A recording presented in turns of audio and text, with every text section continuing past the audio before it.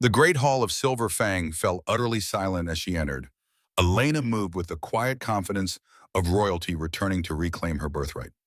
Her midnight blue dress flowed around her like water catching moonlight, the ancient Luna crest hanging boldly at her throat. The assembled wolves, alphas, betas, and warriors from all 7 territories turned as one to witness her arrival. At her side walked Rowan, the Alpha King himself, his broad shoulders draped in the ceremonial furs of the Northern Alliance, the crown of ancient silver resting on his dark hair. His presence alone commanded respect. Together, they were magnificent. Magnus stood frozen on the ceremonial platform, the words of his acceptance speech dying on his lips. His face drained of all color as he stared at the woman he had once cruelly rejected. The woman he had invited here tonight as one final mockery. The woman who now returned with the most powerful wolf in the Northern Territories at her side. For one perfect moment, Elena savored the shock rippling through the hall. The sweet, cold satisfaction of vindication. The whispers rising like a tide. Is that truly her? The Omega healer? With the Alpha King? Then she met Magnus's eyes across the crowded hall, and the world around them seemed to fall away. In his face, she saw the ghost of every cruel word, every dismissal, every moment of pain he had inflicted when he had broken their mate bond 2 years ago. The corner of her mouth curved into the slightest smile. The time for reckoning had come. 1 year earlier. Elena knelt beside the simple wooden table, grinding healing herbs with practiced precision. The small cabin smelled of pine and dried flowers, a comforting cocoon against the harsh winter outside. At 21, she had already mastered more healing techniques than most wolves learned in a lifetime. Worthless skills, according to most of the Silver Fang pack. She paused, listening to the wind howl through the ancient pines surrounding her small home at the edge of pack territory, her home since her father Victor had died 2 years ago. Her father, who had spent his life teaching her the art of healing while insisting she hide any display of emotion or power. Control is survival, he would say, his voice stern but eyes gentle. Remember that always, Elena. She never understood why he feared for her so much. What threat could possibly come for a simple Omega healer? The memory of her mother was more fragmented. Celine had died when Elena was 7, supposedly killed during a border dispute with a rival pack. Elena remembered her mother's smile, her gentle hands, the strange language she would sometimes whisper when they were alone. But there was something else, something just beyond her reach, a memory that felt locked away. The pendant in her palm caught the firelight, a simple silver crescent she had discovered among her father's possessions after his death. Along with it, a peculiar iron key she now wore hidden on a leather cord around her neck. Her father had never spoken of either item. A sharp knock at the door scattered her thoughts. Elena, you're needed at the main hall. The young messenger shifted nervously outside her door. Alpha Grimir has called for all pack members. The Harvest Moon ceremony begins at sunset. The Harvest Moon ceremony, when young wolves of age might discover their fated mates. Elena carefully tucked away her pendant and pulled on her worn cloak. Silver Fang territory stretched before her, a vast expanse of ancient forest and rugged mountains. The main settlement consisted of stone and wooden structures built around the imposing Great Hall, where Alpha Grimir ruled with cold efficiency. As she walked through the settlement, other wolves stepped aside, some nodding respectfully to the pack healer, others barely acknowledging her presence. The hierarchy of wolf society was etched into every interaction. Alphas commanded through sheer dominance. Their power felt like gravity. Betas served as warriors and enforcers. Deltas hunted and protected. Omegas like Elena existed at the bottom. Healers, caretakers, servants. Or so everyone believed about her. The Great Hall loomed ahead, its massive wooden doors carved with the history of the Silver Fang pack. Inside, hundreds of candles illuminated the vast space. Pack members arranged themselves by rank, with Alpha Grimir seated on his carved throne at the front. Beside him stood his son and heir, Alpha in waiting. Elena slipped quietly along the wall, finding her place among the other Omegas. From her position, she could see the ceremonial fire pit in the center where the ritual would take place. Around it stood the eligible wolves and young men and women of age to find their mates. Among them stood Magnus Eriksson. Even among betas, Magnus stood apart, tall and powerfully built, with golden hair and piercing blue eyes. Son of Harold, the previous beta, and Astoria from one of the oldest bloodlines. Magnus had been groomed since birth to eventually lead the pack. Everyone knew Alpha Grimmer favored him as a potential successor, having no daughter for his son to mate with. Magnus caught Elena watching him, and his lip curled slightly. She quickly looked away. Alpha Grimmer rose, and the hall fell silent. The harvest moon rises. The time of bonding approaches. Let the ancient way guide worthy mates together. Let unworthy blood be revealed. The ceremony began with the ritual drinking of moon wine, followed by ancient chants that echoed through the hall. One by one, young wolves circled the fire, eyes meeting across the flames, waiting for the mystical pull of the mate bond to make itself known. Elena watched, mesmerized by the ancient tradition. She had no expectations for herself. Omega healers rarely experienced the mate bond. Her presence was merely obligatory. When her turn came, she approached the fire with downcast eyes, performing the ritual steps without hope. The warmth of the flames caressed her face as she completed her circle and prepared to return to her place. Then it happened. A sensation like lightning struck through her chest, a pulling, an inexorable tugging of her very soul towards someone across the flames. Her head snapped up in shock, eyes searching desperately until they locked with ice blue ones, staring back in equal surprise. Magnus. For one breathless moment, hope flared wildly in her chest.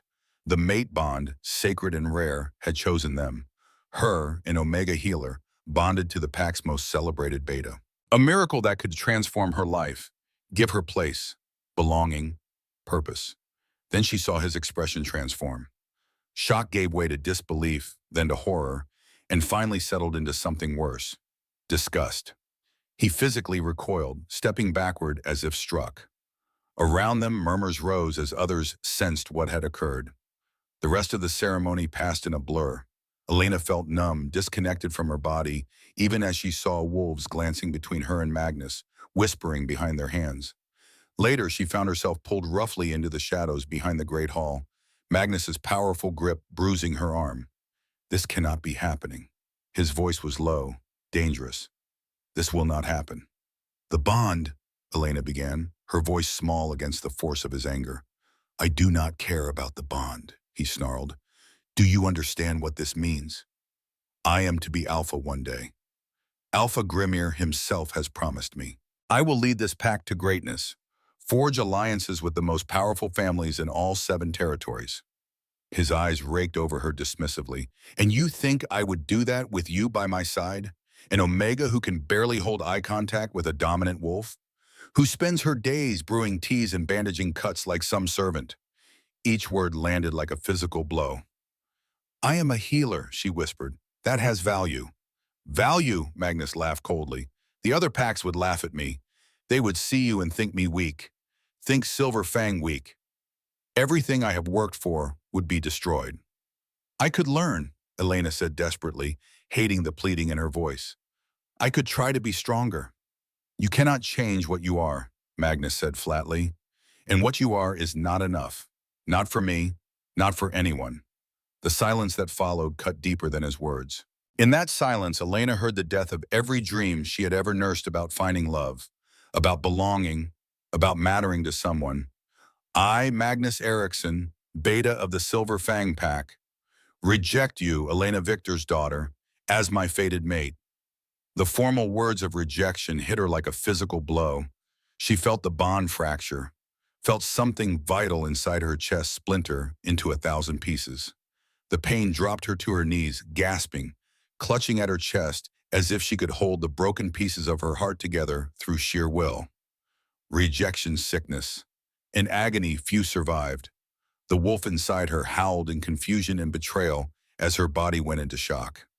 Magnus simply stood there, looking down with cold, empty eyes. Say it, he commanded. Accept the rejection. Let me go.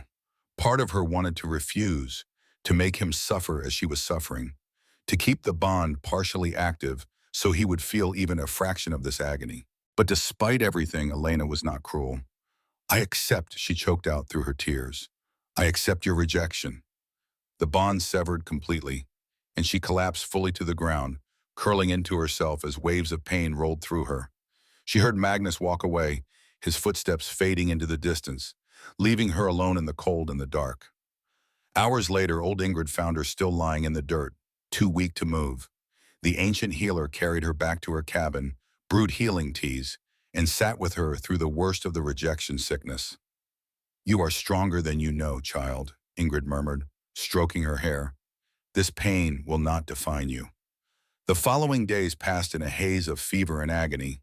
Elena drifted between consciousness and delirium, her wolf spirit wounded almost beyond healing.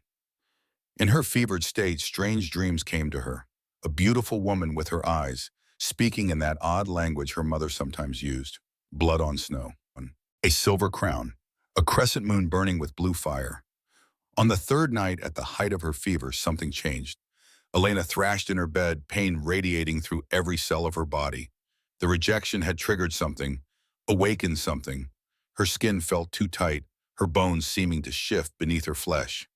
"Hold on, child," Ingrid urged, pressing a cool cloth to her forehead. Elena screamed as a wave of energy surged through her. Her hands shot out and across the room. A clay cup exploded into dust. Ingrid froze, her ancient eyes widening in shock. Then understanding dawned on her weathered face. "By the moon goddess," she whispered. "It cannot be." Another surge of energy coursed through Elena. The windows rattled. The flames in the hearth roared suddenly higher. "Control it," Ingrid commanded, gripping Elena's shoulders. "Focus, child. Breathe. Find the center of the storm and hold it still." Elena struggled to obey, focusing through the pain, visualizing the wild energy as a tempest she could calm. Gradually, the surges subsided. The room stopped shaking. Elena collapsed back onto her bed, exhausted but somehow changed. "What happened?" she whispered. "What is happening to me?" Ingrid studied her face for a long moment, then reached into her pocket and withdrew a small object. "This belonged to your mother," she said, placing a silver pendant in Elena's palm. A crescent moon identical to the one Elena had found among her father's possessions. But this one had a small blue stone at its center. "She asked me to give it to you when the time came. I believe that time is now." "You knew my mother?" Elena asked, confusion clouding her mind. "Better than most," Ingrid said quietly. "What do you know of your heritage, child?" "My father was a healer. My mother died in a border skirmish when I was 7. Ingrid's expression darkened. "Is that what Victor told you, a border skirmish?" "What are you saying?" "Your mother, Celine, was not killed in any border skirmish. She was assassinated." Ingrid's voice dropped to barely above a whisper. "By those who feared what her bloodline represented." Elena stared at the pendant in her palm, the blue stone catching the firelight. "What bloodline? We were just healers." "No, child, you are much more than that." Ingrid's gaze darted to the window as if checking for eavesdroppers. "You must leave Silverfang. Tonight. It is no longer safe for you here. What has awakened in you will not stay hidden for long." "Leave? But this is my home. Where would I go?" "Anywhere but here." The rejection was a blessing in disguise. It freed you from a bond that would have kept you here, vulnerable. Ingrid pressed a small pouch of herbs into her hand. "Take these for strength. Travel north, beyond the boundaries of Silverfang. Find your own way." "But what am I? What is happening to me?" Ingrid hesitated. "I cannot tell you everything. Knowledge is dangerous, both to you and to me. But know this, you are not what they have always told you. The weakness they perceived in you was a disguise, a protection your parents created." "A disguise for what?" "For power, child. For a birthright that many would kill to prevent." Ingrid squeezed her hand. "The pendant will guide you when the time is right. For now, focus on survival. And whatever happens, trust no one with your true nature." That night, Elena packed what little she owned, the healing herbs and books from her father, the mysterious key, both crescent pendants, a change of clothes. As she prepared to leave the only home she had ever known, a note arrived, an invitation from Magnus. "Your presence is requested at my Beta King ceremony 1 year hence, a chance to witness what true power looks like." The cruel mockery of it burned in her chest. But instead of tears, she felt something new. Determination. Resolve. perhaps even a glimmer of the power Ingrid had spoken of. She slipped from her cabin under the cover of darkness, the wolf inside her both grieving and strangely exhilarated. As she reached the edge of Silver Fang territory, she paused, looking back at the only world she had ever known. "I will return," she whispered to the night, but not as the Elena they knew. The northern forest stretched endlessly before her, dark and foreboding. Tales told of rogue wolves, territorial disputes, and worse dangers in the unclaimed territories. But for the first time in her life, Elena felt the stirring of something that overshadowed her fear: freedom. She traveled for days, avoiding packed territories, subsisting on her knowledge of edible plants and small game. The farther she went from Silver Fang, the more something inside her seemed to awaken. Her senses sharpened. Her wolf form came more easily, stronger than before. On the seventh day, she reached a small clearing beside a frozen lake. Exhausted, she made camp, building a modest shelter against a rocky outcropping. As night fell, she sat before her small fire, studying the two crescent pendants by its light. They appeared identical except for the blue stone in her mother's. On impulse, she placed them together. They fit perfectly, forming a complete circle. A full moon. The moment they connected, the blue stone began to glow. Elena gasped, nearly dropping the joined pendants. Within the stone, images formed, too quick, too blurred to comprehend. A castle of ice and stone, a throne room, a woman wearing a crown, her face eerily similar to Elena's own. The vision faded as quickly as it had appeared, leaving Elena breathless and confused. What had her parents hidden from her of on? What legacy flowed in her blood? Weeks turned to months as Elena established herself in the wilderness. She built a proper cabin near the lake, used her healing knowledge to trade with passing travelers, and slowly began experimenting with the strange new abilities that surfaced unpredictably. Sometimes in moments of strong emotion, objects would move without her touching them. Twice, when threatened by rogue wolves, she had produced a growl so powerful it had sent them fleeing into terror. Once, when healing a badly injured traveler, her hands had glowed with blue light, mending wounds that should have been fatal. Each time, she heard her father's voice in her mind: "Control is survival." 6 months after leaving Silver Fang, the dreams intensified. Night after night, the same woman appeared to her, trying to speak, trying to show her something. Elena would wake gasping, the words just beyond her comprehension, the blue stone in the pendant glowing softly before fading again. Then came the hunters. They arrived without warning one stormy night, 4 wolves with eyes that gleamed with fanatical purpose. They wore black cloaks with a symbol embroidered on the breast: an eclipse, the moon covered in darkness. "Find the Luna Heir," one whispered, not knowing Elena could hear them from her hiding place in the trees. "The broken mate bond has made her traceable. She cannot hide from us now." Elena fled deeper into the wilderness, abandoning her cabin and the life she had built. For weeks she kept moving, never staying in one place long enough to be found. The hunters pursued relentlessly, always somehow finding her trail. During one particularly close encounter, cornered against a cliff edge, Elena felt something snap inside her. The power that had been bubbling beneath the surface erupted. A roar tore from her throat. Not the growl of an omega, not even the commanding bark of a beta, but the earth-shaking roar of an alpha. The hunters faltered, confusion clear on their faces. "Impossible," one breathed. "She cannot be an alpha."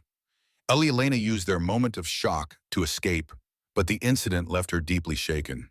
An alpha roar. From her. An omega healer. Nothing made sense anymore. Winter descended on the northern territories with merciless fury. Elena found shelter in a small cave system, surviving on stored provisions and what little game she could hunt in the deep snow. The hunters seemed to have lost her trail, but she remained vigilant. It was during the worst blizzard of the season that fate intervened. Elena sensed him before she saw him, a powerful presence moving through the storm, wounded and failing. Following her instincts, she ventured out into the howling wind, tracking the scent of blood on the snow.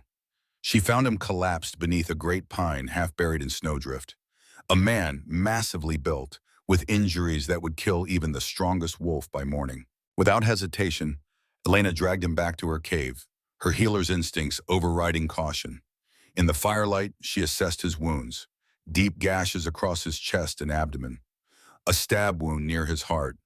But worst was the smell, a sickly sweet odor that told her the weapons had been coated with wolfsbane and silver, a combination lethal to their kind, especially to alphas. This man was clearly an alpha, perhaps the most powerful she had ever encountered. Even unconscious, his presence filled the small cave, dominant and commanding. Elena worked through the night, drawing on every healing technique she knew. She cleansed the wounds, applied poultices to draw out the poison, stitched the deepest gashes. When conventional methods seemed insufficient, she found herself instinctively reaching for that strange power within her. Placing her hands over his chest, she closed her eyes and focused. The now familiar warmth spread from her core down her arms until her palm glowed with soft blue light.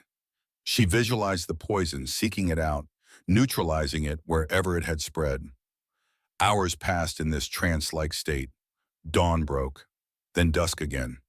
Elena worked without rest, pushing herself beyond exhaustion. Twice she nearly collapsed, but forced herself to continue. This man's life hung by a thread, and for reasons she couldn't explain, saving him felt crucially important. On the third man, his fever broke. His breathing steadied. The angry red lines of poison receded from around his wounds.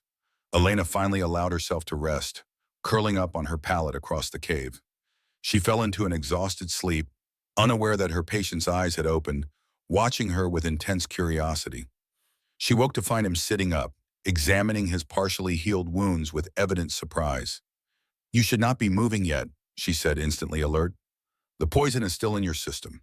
He looked up, and Elena found herself pinned by the most penetrating gaze she had ever encountered. Eyes the color of aged amber, intelligent and assessing. "You saved my life," he stated simply. His voice was deep, resonant with natural authority, with abilities no ordinary healer possesses. Elena tensed. "I am a skilled healer, nothing more." A slight smile curved his lips. "The modesty is admirable, but unnecessary. I know wolfsbane and silver poisoning.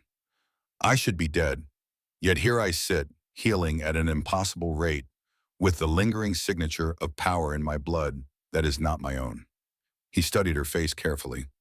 "Who are you truly?" "My name is Elena. I found you in the storm and brought you here. That is all you need to know." "Elena," he tested the name. "I am Rowan." The name struck her like physical blow. Rowan, the Alpha King of the Northern Alliance, ruler of all 7 territories. Her shock must have shown on her face because he nodded. "So you know who I am." "Everyone knows of the Alpha King," she said carefully. "And yet you did not leave me to die despite the risk of helping me." His gaze sharpened. "Those who attacked me were sent by someone within my own council, someone who believes they would make a better king." Elena moved to check his bandages, needing a moment to collect her thoughts. The Alpha King, here in her cave, the most powerful wolf in the Northern Territories, whom she had saved through means she barely understood herself. "Your wounds still need time," she said professionally. "The storm continues outside. You should rest." "You wear 2 crescent pendants," Rowan observed, ignoring her attempt to change the subject. "One with a moonstone, curious jewelry for a healer living alone in the wilderness." Elena's hand instinctively went to her throat where both pendants hung. "Family heirlooms. From the Luna bloodline, perhaps?" His voice was casual, but his eyes missed nothing. Elena froze.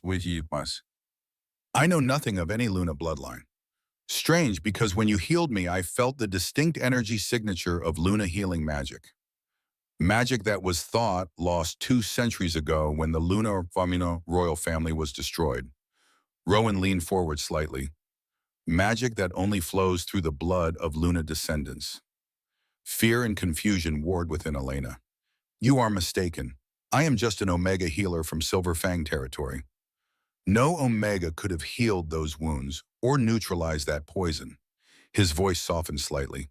"Your secret is safe with me, Elena of Silver Fang. I owe you my life, and a king pays his debts." The storm raged for 3 more days, keeping them confined to the cave. Despite her wariness, Elena found herself drawn into conversation with the Alpha King. He spoke of the 7 territories, of the politics and alliances that kept peace among the packs, of his vision for unity and progress. In turn, she cautiously shared stories of her life as a healer, carefully omitting any mention of the strange abilities or her rejection by Magnus. Rowan listened with genuine interest, asking insightful questions about her healing techniques, showing none of the dismissiveness she had come to expect from dominant wolves. On the fourth day, as the storm finally subsided, Rowan received a visitor. A massive gray wolf appeared at the cave entrance, transforming into a stern-faced man in the uniform of the royal guard.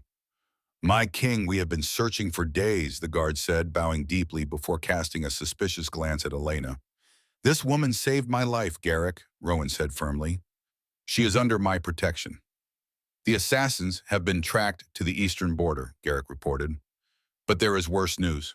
Ulrich of Blood Mist has called for an emergency council meeting, questioning your fitness and to continue as king after this unfortunate incident, as he calls it." "Of course he has," Rowan said grimly. "He orchestrated the entire thing. We must return to Winterhold immediately, my king."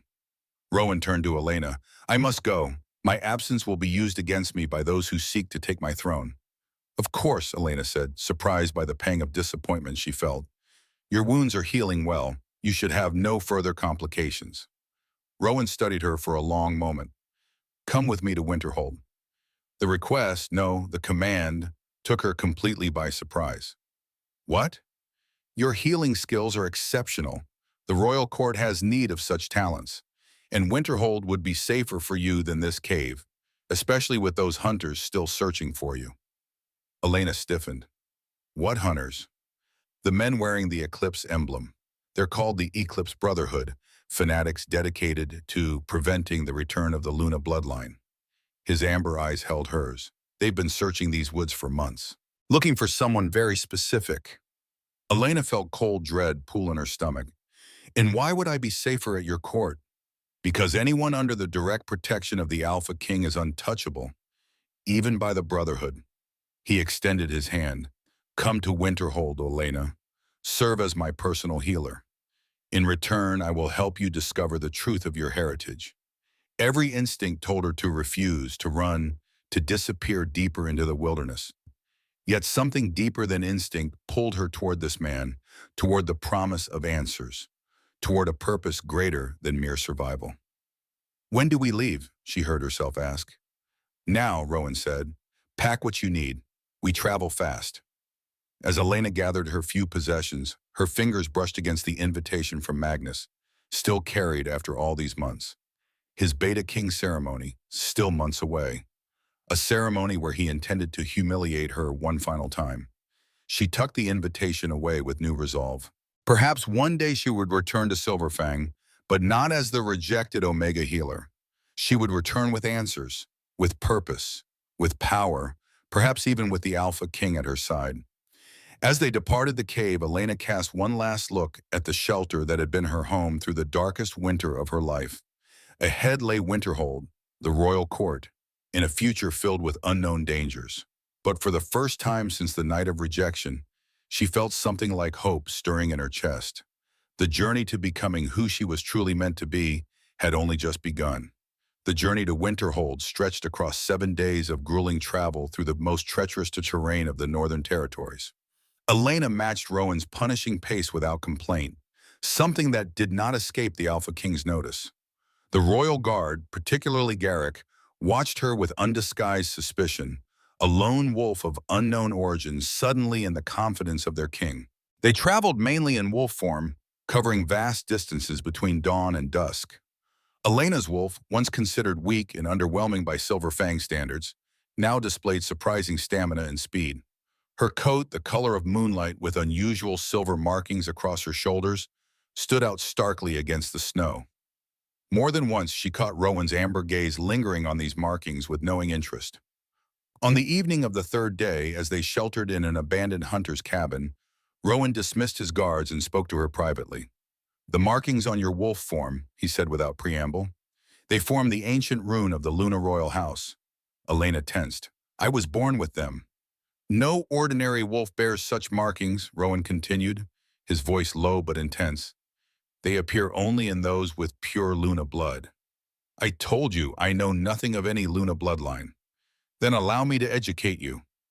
Rowan's eyes reflected the firelight as he settled beside her. 2 centuries ago, the Northern Territories were ruled not by an elected alpha king as they are now, but by the Luna royal family. Their lineage was said to be descended directly from the moon goddess herself. They possessed abilities beyond those of ordinary wolves' abilities your father likely concealed to protect you. Elena's breath caught. What kind of abilities? Healing that defied death, commands that could not be disobeyed even by the strongest alphas, connection to the moon that granted them visions and insights. Some said they could even control the elements themselves. Rowan studied her face carefully. 200 years ago, a group calling themselves the Eclipse Brotherhood rose up against the Luna monarchy. They slaughtered the royal family and established the Alpha Council system that governs today. If they were so powerful, how were they defeated? Betrayal from within, and a powerful magic that suppressed their abilities. Rowan's gaze dropped to the pendants around her throat. But there was a prophecy. On the seventh blood moon, the last heir of Luna would return to reclaim the throne and restore balance to the territories. Elena felt cold dread pool in her stomach. In this Eclipse Brotherhood still hunts potential Luna descendants with fanatical determination. For 2 centuries, they have rooted out and eliminated anyone showing even a hint of Luna characteristics or abilities. Rowan's voice hardened. They serve on my council. They command armies in my territories. They believe they serve the greater good by preventing the return of Luna rule. And you, Elena whispered, what do you believe? Rowan was silent for a long moment, the firelight casting half his face in shadow. I believe the territories are descending into chaos under the current system. Pack fights pack, resources dwindle. Ancient knowledge is lost. His amber eyes locked with hers. And I believe you may be the answer to a prophecy that could change everything. Dawn broke on the seventh day as they crested the final mountain pass. Below them stretched Winterhold, the ancient capital of the Northern Territories, a sprawling city of stone and timber nestled between towering mountains. At its heart rose the royal palace, an imposing fortress of gray stone with towers that seemed to pierce the sky itself. Welcome to Winterhold, Rowan said, his deep voice carrying a hint of pride. The seat of power for all 7 territories. Elena stared in wonder. Silver Fang, once the entirety of her world, would fit into just one district of this vast city. Wolves of all ranks moved through the streets below. Merchants hawked their wares. Guards in royal colors patrolled the walls. Power and prosperity evident in every building, every interaction. It's magnificent, she breathed. It is home, Rowan replied simply.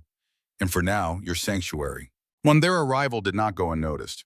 As they approached the palace gates, wolves stopped to bow to their king, but their curious gazes lingered on Elena. Court officials emerged to greet Rowan, their expressions shifting from relief to confusion at the sight of the unfamiliar woman at his side. My king, we feared the worst, said an elegantly dressed older wolf, his silver hair pulled back in a severe style. When word came of the attack, your concern is appreciated, Lord Aldrich, Rowan replied smoothly. As you can see, I am very much alive, thanks to this woman. Elena will be joining the royal household as my personal healer. Lord Aldrich's eyes narrowed slightly as he assessed Elena. Indeed, how fortunate you found such help in the wilderness. Fortune had nothing to do with it, Rowan said firmly. Elena possesses healing abilities that saved my life when your physicians would have declared me beyond hope. The subtle power play was not lost on Elena. Rowan was establishing her position publicly, making it clear she enjoyed his protection and favor. Still, she could feel the weight of suspicious gazes following them as they entered the palace proper. The royal palace of Winterhold revealed itself as a maze of grand halls, sweeping staircases, and hidden passages. Elena was led to chambers far grander than any she had ever occupied, a suite of rooms with fine furnishings, a private bathing chamber, and windows overlooking the palace gardens. These were once the rooms of the royal healer, explained the stone-faced attendant who showed her the accommodations. They have been unused for some time. Left alone, Elena explored her new quarters with a mixture of awe and trepidation. The wardrobe contained finely made clothes in her size. The bookshelves held ancient tomes on healing. Every comfort had been anticipated. This was not the hasty accommodation of an unexpected guest, but a space prepared with careful consideration, as if Rowan had been expecting her all along. That night, a formal dinner welcomed the Alpha King back to court. Elena, dressed in a gown of deep blue that had appeared mysteriously in her chambers, found herself seated at Rowan's right hand, much to the visible displeasure of several court members. "The woman is an unknown," she overheard one counselor murmuring, "appearing conveniently when the king was vulnerable." "She bears the signs," whispered another. "Look at her eyes, her bearing. The old blood runs in her veins." "Superstitious nonsense," hissed a third. "The Luna line was extinguished generations ago." Throughout the meal, Elena felt the burn of a particularly hostile gaze. Following it to its source, she found herself locked in a silent confrontation with a powerfully built wolf seated near the head of the table. His black hair was streaked with silver, his face marked by a scar that ran from temple to jaw, his eyes cold and calculating. "Ulrich of Blood Mist," Rowan said quietly, noting her attention. "Alpha of the Eastern Territories and member of my council. The man who would see himself wearing my crown." "He doesn't bother to hide his hostility," Elena observed. "Ulrich has never been one for subtlety. He prefers to direct action." Rowan's mouth curved in a mirthless smile. "Which is why I know he was not alone in planning my assassination. He would have done it himself with his bare hands if given the choice." "Then who?" "That is what we must discover." Rowan's voice dropped lower. "Trust no one here, Elena, not even those who seem friendly. The court is a nest of vipers, and you now represent an unknown factor in their carefully laid plans." Life at court proved to be a careful balance of protocol, politics, and constant vigilance. Elena quickly established a routine, spending mornings in the royal infirmary where she put her healing skills to use, afternoons studying in the vast royal library, and evenings often in Rowan's company as he educated her on court politics. The royal physicians initially resented her presence, but her genuine skill and willingness to learn won over most of them. Only the royal healer Varric maintained his cold disdain, watching her work with narrow, suspicious eyes. "Your techniques are unorthodox," he commented one day after witnessing her heal a guardsman's infected wound in half the expected time. "Where exactly did you train?"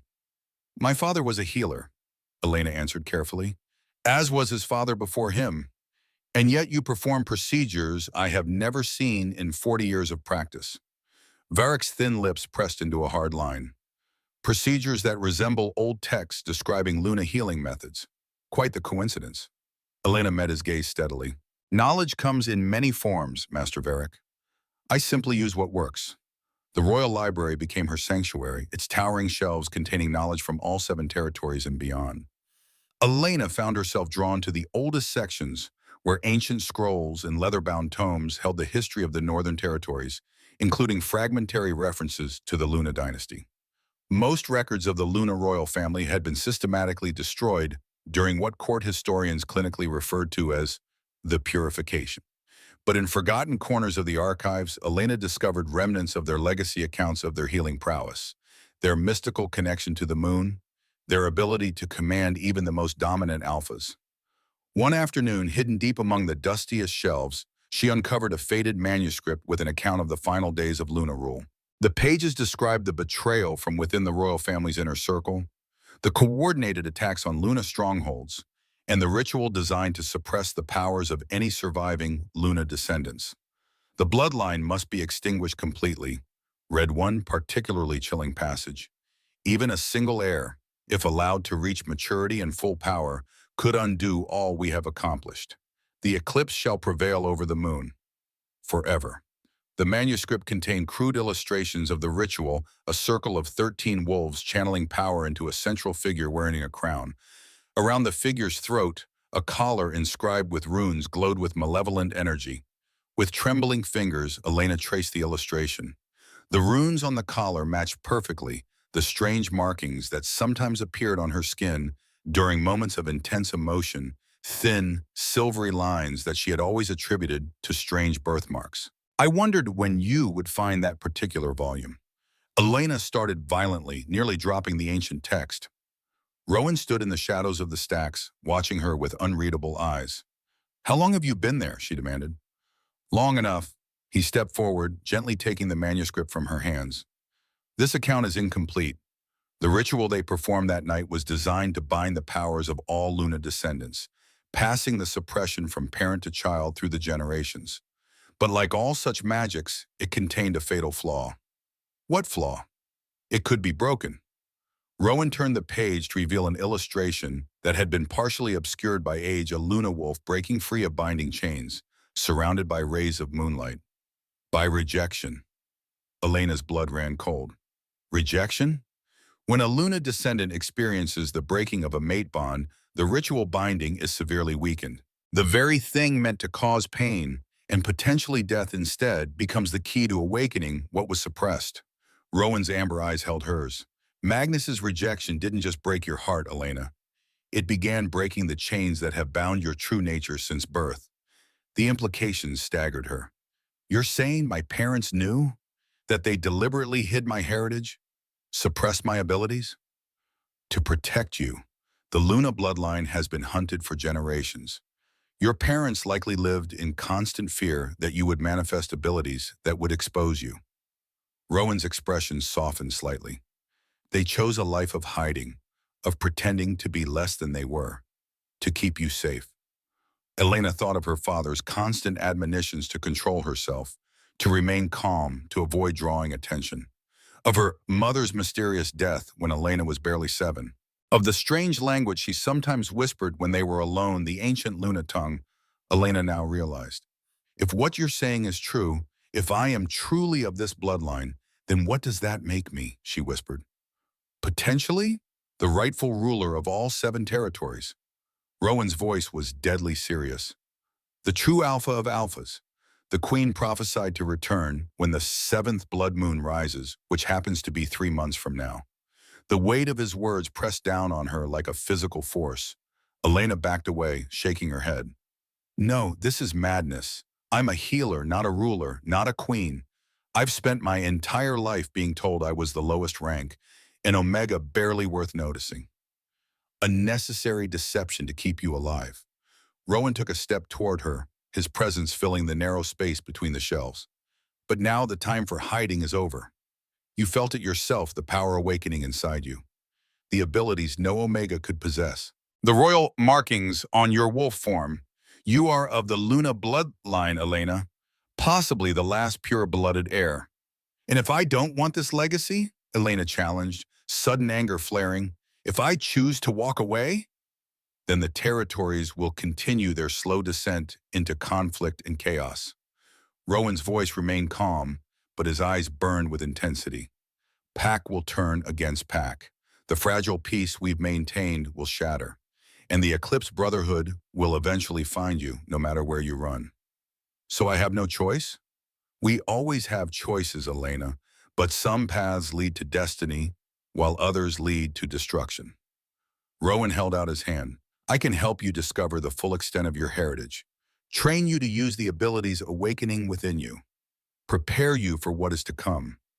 Elena stared at his outstretched hand, torn between the urge to flee and the pull towards something greater than herself. Finally, she placed her hand in his, feeling the warmth and strength of his grip. Show me, she said simply. Training began the following day in a hidden chamber deep beneath the palace.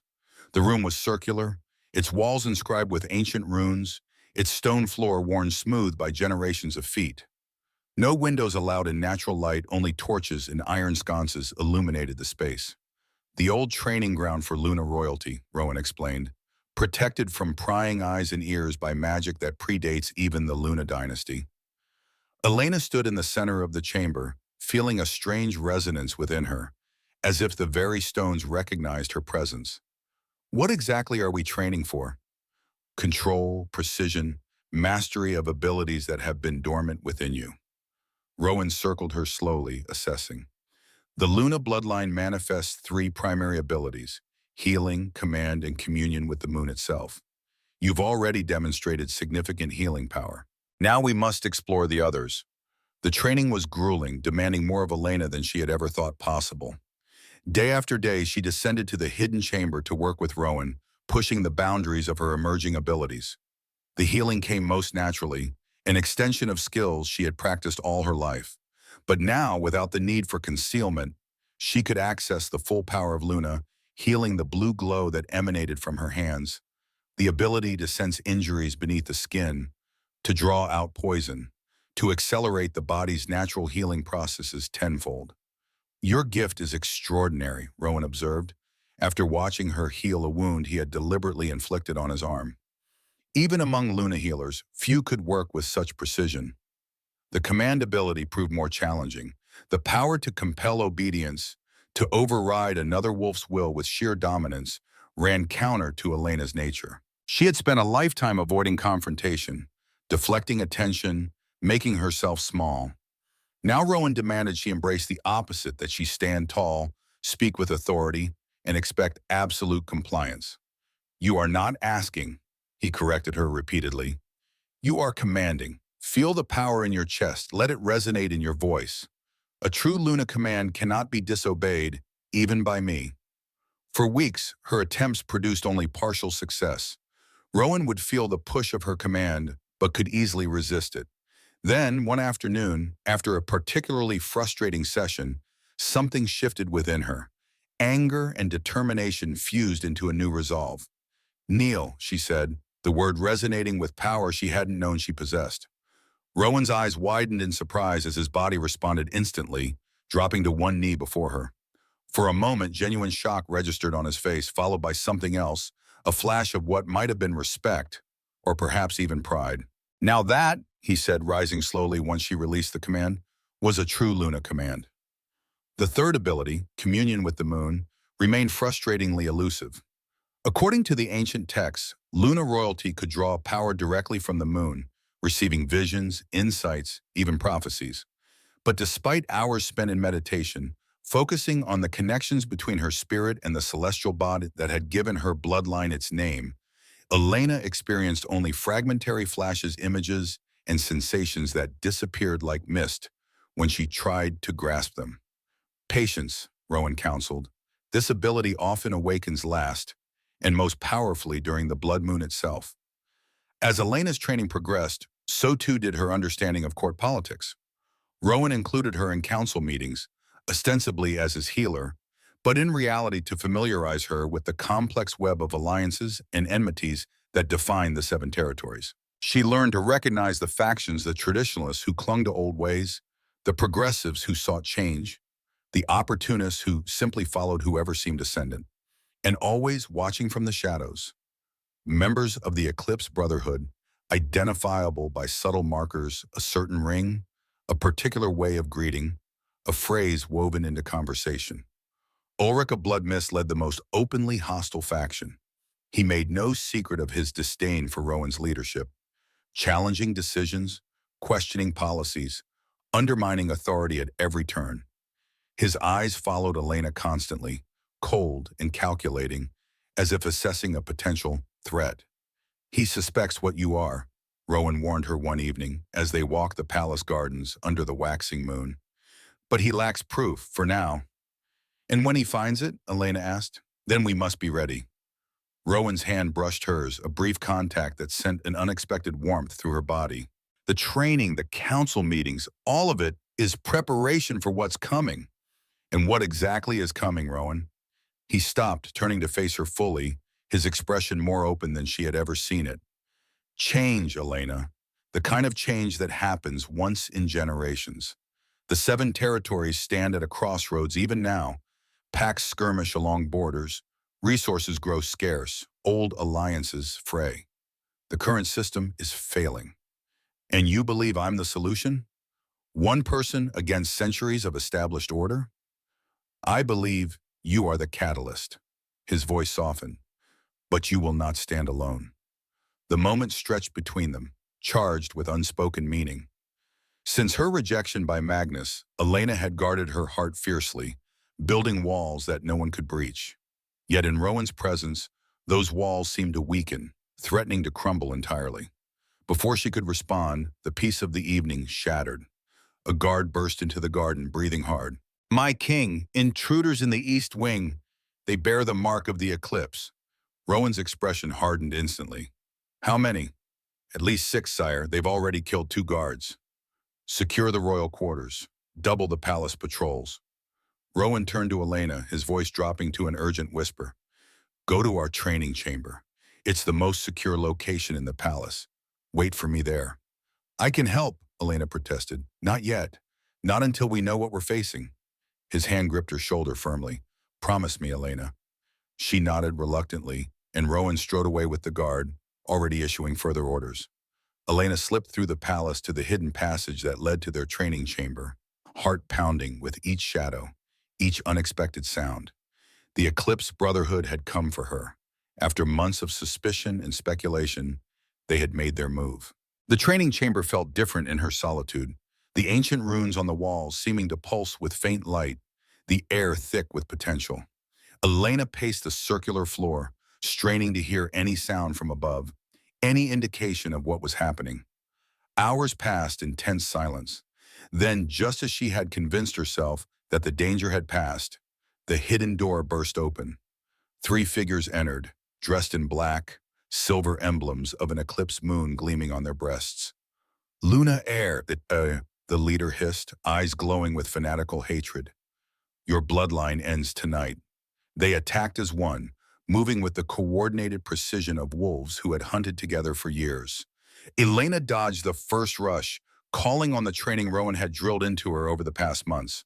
But they were 3, and she was 1, and despite her emerging abilities, she lacked their experience in combat. A blade sliced along her arm, drawing blood. Another attacker landed a blow to her ribs that sent her stumbling backward. The leader lunged for her throat, silver dagger raised to deliver a killing blow. In that moment of desperate need, something new awakened within Elena. Time seemed to slow. The moonstone in her pendant burned against her skin, pulsing with power. She felt a connection opening, a channel between herself and the moon that hung full and heavy in the night sky above the palace. Power surged through her, willed and ancient and undeniable. Her eyes blazed with blue light. The markings of her bloodline appeared on her skin, glowing silver against her flesh. She threw her head back and released a roar that shook the very foundations of the chamber. The attackers froze in shock and fear. Before they could recover, Elena spoke a single word in the ancient Luna tongue, a word of binding and subjugation. The 3 assassins dropped to their knees, weapons clattering to the stone floor, bodies trembling as they fought against the irresistible command. Who sent you? She demanded, her voice resonating with power. The eclipse prevails, the leader gasped, fighting her command even as the words were torn from his throat. The usurper must not rise. The 7th blood moon must not see a Luna on the throne. Who leads the Brotherhood now? Who ordered this attack? The assassin's face contorted with the effort of resistance, veins standing out on his forehead. The Grand Eclipse, he who sits at the king's right hand. The door burst open again, and Rowan rushed in, sword drawn, eyes wild with concern. He took in the scene, the 3 assassins kneeling helplessly before Elena, her eyes glowing with Luna power, the silver markings visible on her skin. Elena, he breathed, lowering his sword. Are you injured? Nothing serious. She maintained her focus on the assassins. They've confirmed what we suspected. The Brotherhood has infiltrated your inner circle. Rowan's expression darkened. Did they name names? Only that their leader sits at your right hand. The Grand Eclipse, they called him. Rowan's eyes narrowed in thought. That narrows it considerably. Only 5 people regularly sit at my right in council. What do we do with them? Elena asked, nodding toward the assassins. In the old days, the penalty for attacking Luna royalty was death. Rowan's voice was cold. Some traditions have merit. Elena felt a momentary revulsion. I won't execute helpless prisoners, not even assassins. Then what would you suggest, heir of Luna? She considered for a moment, then addressed the captives.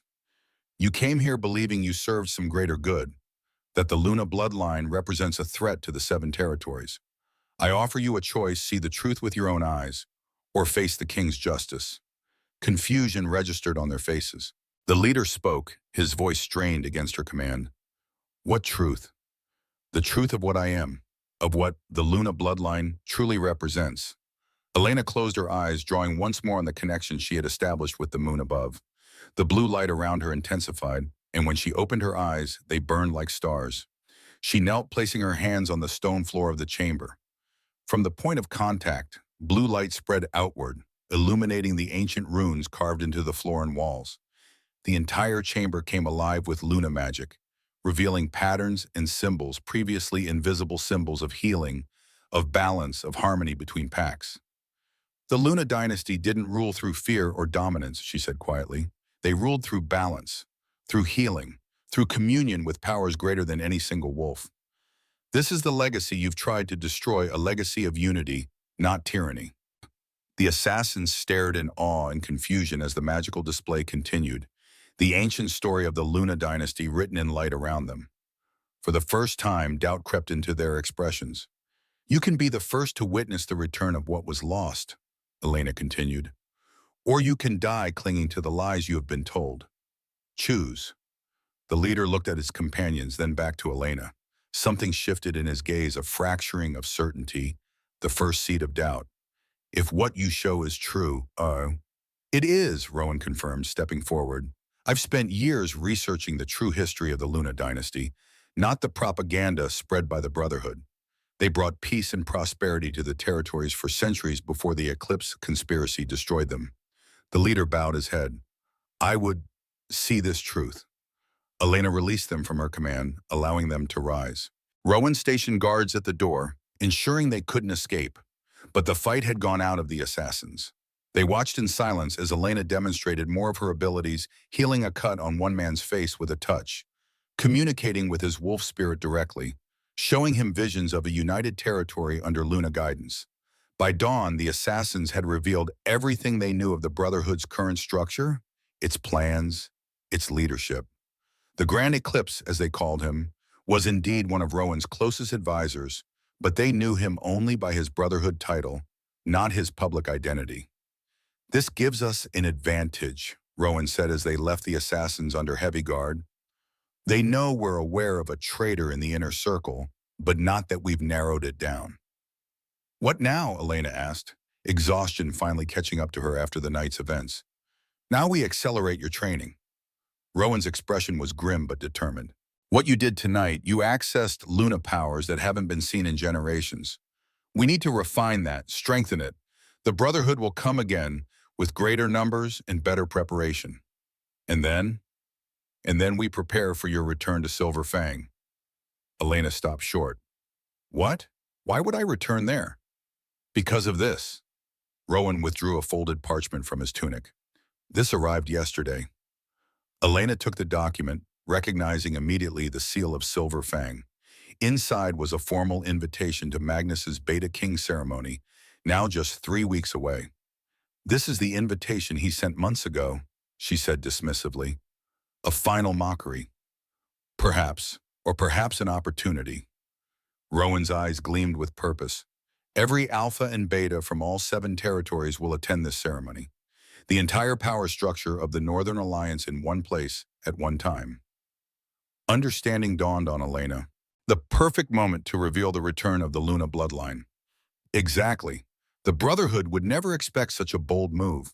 They'll be prepared for assassination attempts, for guerrilla attacks, for gradual infiltration. Not for you to walk directly into a gathering of the most powerful wolves in the territories and claim your birthright. The audacity of the plan both terrified and thrilled her. And if they try to kill me on the spot, if Magnus himself leads the attack? He won't. Rowan's certainty was absolute. Not with me at your side, publicly acknowledging you as under my protection.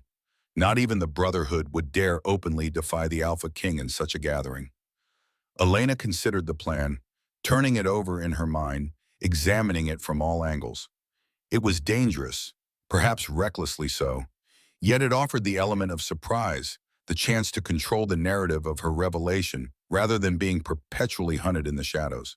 And there was another aspect, one she was reluctant to admit even to herself. The chance to return to Silver Fang not as the rejected Omega, but as the heir of Luna. To see Magnus's face when he realized what he had thrown away. The thought brought a complicated mixture of emotions, vindication, certainly, but also a strange melancholy for what might have been in another life. 3 weeks isn't much time, she said finally. It will have to be enough. Rowan's hand found hers, strong and reassuring. You're ready for this, Elena. More ready than you know. That night, Elena stood alone on her chamber's balcony, gazing up at the waning moon. So much had changed in the months since she had fled Silver Fang, with nothing but a broken heart and a hidden heritage. She had discovered power she never knew she possessed, uncovered a legacy stretching back centuries, formed unlikely alliances with former enemies. And Rowan? Her feelings for the Alpha King had grown into something she was not yet ready to name, something that both excited and terrified her. After the devastating rejection by Magnus, she had sworn never to make herself vulnerable again. Yet Rowan had slowly, steadily earned a trust she had thought forever broken. As she contemplated the path ahead, her pendant began to glow softly. The moonstone pulsed with gentle light, warming against her skin. Elena closed her eyes, opening herself to the connection that had begun forming during the confrontation with the assassins. Images flooded her mind, clearer than ever before. Silver Fang's great hall, packed with wolves from all territories. Magnus, standing proud at his ceremony. The moment of her entrance. The shock, the recognition, the fear. Blood on snow, a circle of 13 wolves, a crown of ancient silver, a throne long empty, the 7 territories united once more under Luna rule, and through it all a presence at her side. Strong, unwavering, loyal. Rowan. When the vision faded, Elena opened her eyes to find tears streaming down her cheeks. For the first time she had experienced true Luna communion, a vision not of what was or what is, but of what could be. The potential future laid out before her, if she had the courage to claim it. 3 weeks to prepare. 3 weeks until she returned to face her past and claim her future. 3 weeks until she walked back into the place that had broken her, not as a victim seeking revenge, but as a queen reclaiming her throne. The training intensified to an almost brutal degree. Rowan pushed Elena to the limits of her endurance, then beyond, demanding she access and control Luna abilities that had been dormant for generations. The moment you step into Silver Fang territory, the Brotherhood will sense your presence, he warned. You must be able to defend yourself instantly, without hesitation. They worked on combat techniques adapted to her particular strengths. Elena would never match the brute force of a traditional alpha, but her speed, agility, and now her Luna commands gave her unique advantages. She learned to move like water, to redirect attacks rather than meet them head-on, to use an opponent's strength against them. The healing abilities she had nurtured all her life expanded exponentially under focused training. She could now heal wounds with merely a thought, neutralize poisons with a touch, even transfer pain from one being to another, though this last ability she used sparingly, finding the ethical implications troubling. Most significantly, her communion with the moon strengthened daily.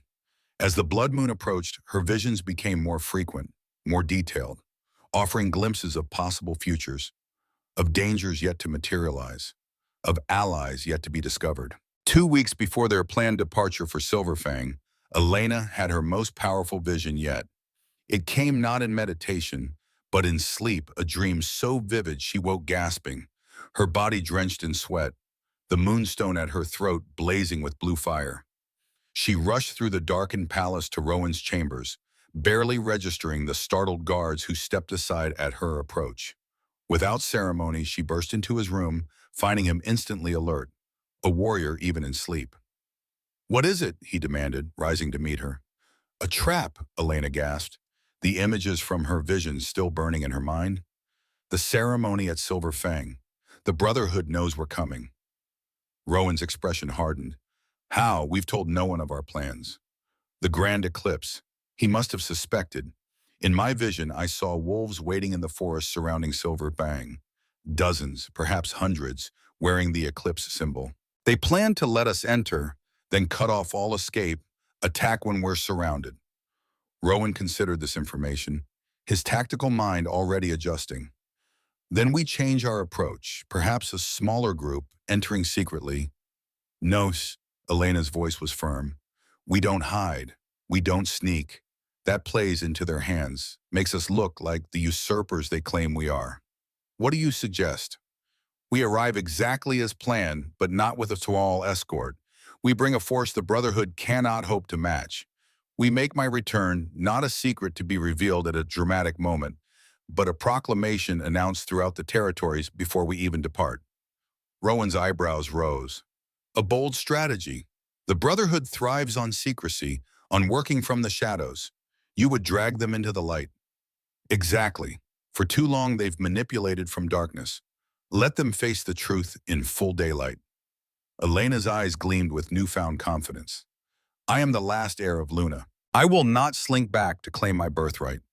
I will walk in with my head high and let all 7 territories witness what was thought lost forever. A slow smile spread across Rowan's face, pride evident in his expression. Now you're thinking like a queen. The following day, Rowan called his most trusted allies to a secret council. Warriors who had served him loyally for years. Pack leaders who had grown disillusioned with the current fragmented system. Scholars who had preserved the true history of the Luna dynasty. To this select group, Rowan and Elena revealed everything her heritage. The Brotherhood's conspiracy, the prophecy of the 7th blood moon, their plan to reclaim what was lost. For 2 centuries, the territories have fractured further with each generation, Rowan told them. The alliance weakens, resources grow scarce, ancient knowledge fades. The system established after the Luna Purge was built on lies and fear. It is time for change. Elena stepped forward, allowing her Luna essence to manifest the silver markings appearing on her skin, her eyes glowing with ancient power. I do not ask you to follow me out of blind loyalty to a bloodline, she said, her voice carrying the subtle resonance of Luna command without forcing obedience. Judge me by my actions, by my vision for our future. The Luna dynasty ruled through balance, through harmony between packs, through stewardship of the land itself. This is the legacy I seek to restore. One by one, the assembled leaders pledged their support. By day's end, Elena had a council of her own warriors, healers, scholars, and diplomats united in the goal of restoring Luna rule to the 7 territories. Plans were set in motion with remarkable speed. Ravens carried messages to trusted allies throughout the territories, spreading word of the Luna heir's return. Warriors loyal to Rowan began gathering outside Winterhold, forming an honor guard unprecedented in recent history. Through it all, Elena continued her training, refining her abilities, preparing for the confrontation to come. And in quiet moments, when the burdens of destiny weighed heaviest, she found unexpected comfort in Rowan's presence. They spoke little of the growing connection between them, both aware that duty must come before personal feelings. Yet in shared glances, in the brush of hands, in moments of understanding that required no words, something profound was taking root. 1 week before their departure, Elena found the key, the simple iron key her father had given her before his death, which she had carried all this time without understanding its purpose. The revelation came during her study of ancient Luna texts, a reference to the royal vault, sealed after the Purge, its location known only to those of Luna blood. The vault is said to contain the most sacred treasures of the Luna dynasty, the elderly scholar Alaric explained when she brought him the key. The crown, the ceremonial robes, texts containing knowledge too dangerous to fall into Brotherhood hands. For 2 centuries, the Brotherhood has searched for it without success. And this key would open it? Elena asked, holding up the simple iron key. Alaric peered at it closely. The design is certainly of Luna make, but the vault itself is said to be hidden by magic that only Luna blood can penetrate. The key would be useless to anyone else. That night, Elena meditated deeply, focusing on the key, opening her mind to communion with the moon above. The vision came slowly at first, then with startling clarity, a hidden chamber beneath the oldest part of Silverfang territory. The entrance marked by stones arranged in the pattern of a crescent moon, a door visible only to those of Luna blood. The ancient treasures waiting within, preserved by magic older than the territories themselves. The vault is in Silverfang, she told Rowan the next morning. It's been there all along, hidden beneath the very pack that rejected me. Your father must have known, Rowan mused. Perhaps that's why your family settled there generations ago, to protect the vault, to keep the legacy safe until the time for return. The revelation added another layer to their already complex plan. Now they would not only confront the Brotherhood and announce Elena's claim, but also recover the sacred artifacts of her bloodline artifacts that would legitimize her rule in the eyes of even the most skeptical wolves. As the day of departure approached, a strange calm settled over Elena. The months of training, of discovery, of preparation had transformed her utterly. She stood taller, spoke with quiet authority, moved with the grace of one comfortable in her own power. When she looked in the mirror, she barely recognized the reflection, a young woman with ancient eyes, bearing the subtle marks of leadership not yet crowned, but already a queen in all but name. The night before they were to leave, Rowan came to her chambers. He wore simple clothes, no insignia of his rank, no crown. Just a man visiting a woman on the eve of momentous events. "Tomorrow we ride for Silver Fang," he said without preamble. "Once we begin this journey, there is no turning back. The Brotherhood will commit every resource to stopping us.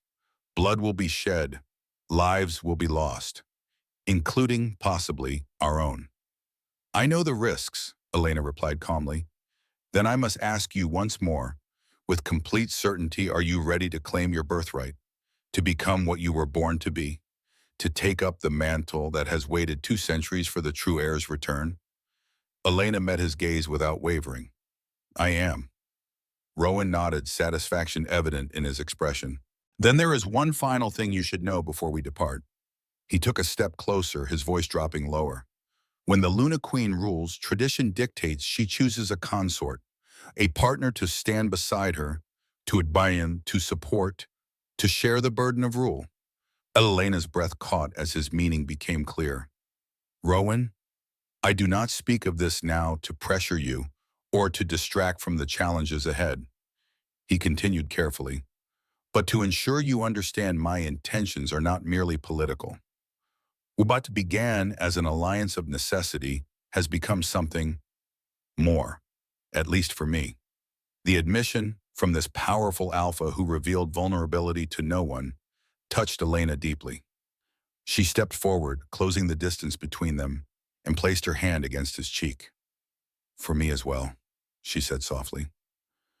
For a moment, they stood suspended in perfect understanding, the future with all its dangers and possibilities stretching before them.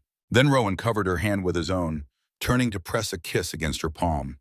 "Tomorrow we reclaim your throne," he said, his voice a low rumble. "Tonight we prepare for battle." With that, he stepped back, breaking the intimate moment, but not the connection that had formed between them. Tomorrow would bring confrontation, revelation, perhaps revolution. But for now, in this quiet moment, Elena found something she had thought lost forever after Magnus's rejection. Hope. Dawn broke clear and cold on the day of departure. From the palace courtyard, Elena watched as the massive honor guard assembled row upon row of wolves loyal to Rowan, and now to her. Banners snapped in the morning breeze, displaying not just the Alpha King's standard, but a new symbol as well, a crescent moon rising above 7 stars, representing the United Territories under Luna rule. Elena herself wore riding clothes of deep blue trimmed with silver. The dual crescents hung openly at her throat, the moonstone glowing faintly even in daylight. Her silver hair was braided in the ancient Luna style, marking her as royalty for all to see. As she mounted her white mare, a ripple of movement passed through the assembled warriors. As one, they dropped to one knee, heads bowed in a gesture of respect, traditionally reserved for crowned rulers. At her side, Rowan watched with quiet approval. "They recognize what you are," he said.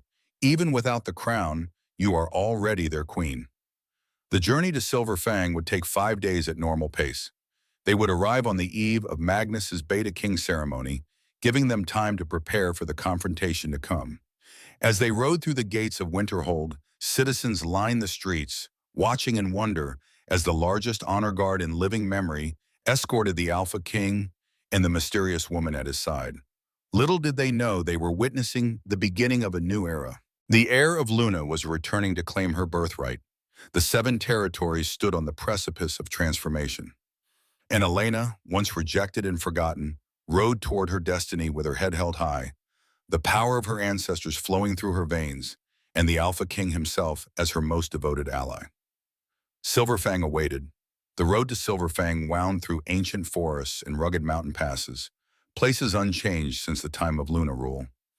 Each mile brought Elena closer to the pack that had rejected her, to the ceremony designed to mock her, and to the confrontation that would change the 7 territories forever. 500 warriors rode with them, an honor guard befitting royalty. They traveled under the dual banners of the Alpha King and the resurrected Luna Crest, a declaration of intent visible for miles. Ravens had flown ahead, carrying news of their approach to trusted allies within Silver Fang territory. The element of surprise was gone, replaced by something more powerful. Inevitability. On the journey's 4th night, they camped at the edge of a vast lake, the waters reflecting the waning moon above.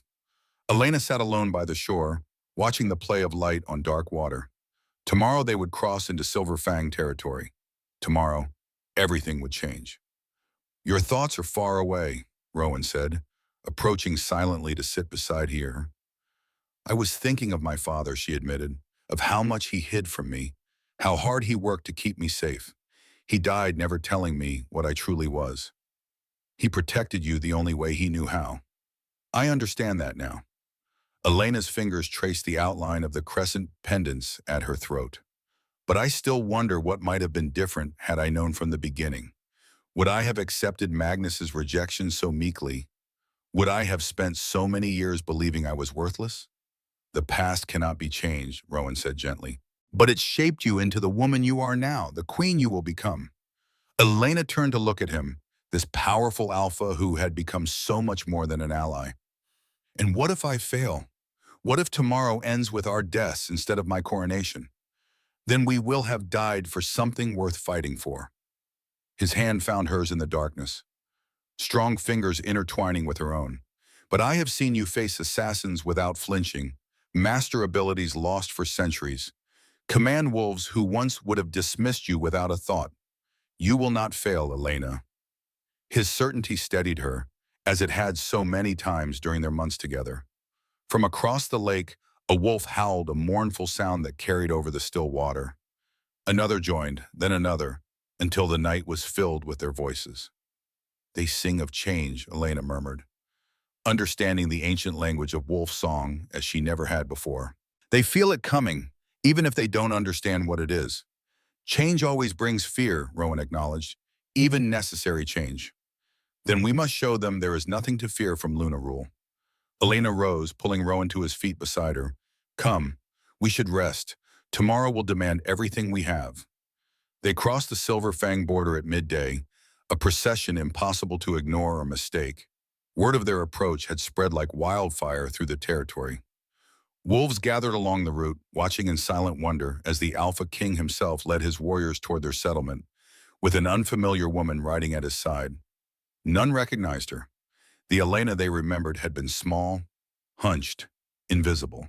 This woman rode tall, her silver hair catching the sunlight, her bearing regal, her eyes holding ancient knowledge. Only when they drew close enough to scent her did confusion register on their faces. The rejected Omega returned transformed. As they approached the main settlement, a delegation rode out to meet them.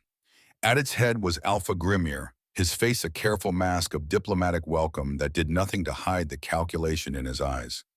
Beside him rode Magnus, now 28, broader and more imposing than Elena remembered, his golden hair gleaming in the afternoon sun. The two groups halted, facing each other across a small clearing. For a moment, silence stretched, heavy with unspoken tension. "Alpha King Rowan," Grimir said finally, inclining his head the barest amount required by protocol. "This is, unexpected. Your acceptance to our Beta King ceremony mentioned only a small escort." "Plans change, Alpha Grimir," Rowan replied evenly, "especially when matters of greater import arise." Grimir's gaze shifted to Elena, his eyes narrowing. "And your companion?" "You know who I am, Grimir," Elena said, her voice carrying the subtle power of Luna command. "Though you see me now as I truly am, not as I was forced to appear." Magnus stared at her, shock evident in his expression. "Elena?"